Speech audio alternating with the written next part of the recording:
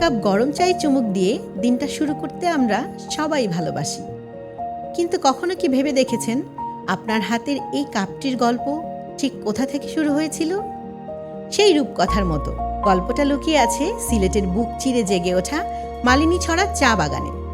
1854 সালে প্রতিষ্ঠিত এই বাগানটি বাংলাদেশের বুকে প্রথম বাণিজ্যিক চায়ের ইতিহাস বুনেছিল। প্রায় 170 বছর ধরে এই একই পলিমাটিতে জন্ম নিয়েছে কোটি কোটি চারা, আর পরম যত্নে লেখা হচ্ছে বাংলার চা শিল্পের গৌরবোজ্জ্বল ইতিহাস। দূর থেকে তাকালে মনে হয় ঢেউ খেলানো পাহাড়গুলো যেন সবুজ মখমলের চাদর গায়ে জড়িয়ে শান্ত হয়ে দাঁড়িয়ে আছে। কিন্তু এই অপার্থিব সৌন্দর্যের আড়ালে লুকিয়ে আছে হাজারো শ্রমিকের নীরব ঘাম আর অক্লান্ত পরিশ্রম।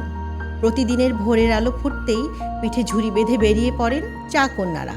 পরম মমতায়, নিখুঁত দক্ষতায় তারা তুলে নেন 2টি পাতা আর 1টি কুড়ি, কারণ এই অংশটুকুর ভেতরেই লুকিয়ে থাকে সেরা স্বাদের আসল রহস্য। এরপর এই সংগ্রহিত পাতাগুলোর যাত্রা শুরু হয় কারখানার দিকে। সেখানে উইদারিং, রোলিং, ফার্মেন্টেশন আর ড্রাইংয়ের মতো সূক্ষ্ম কয়েকটি ধাপ পেরিয়ে একটি কোমল সবুজ পাতা রূপ নেয় সুবাসিত ব্ল্যাক টিতে। সেখানে উইদারিং, রোলিং, ফার্মেন্টেশন আর ড্রাইংয়ের মতো সূক্ষ্ম কয়েকটি ধাপ পেরিয়ে একটি কোমল সবুজ পাতা রূপ নেয় সুবাসিত ব্ল্যাক টিতে।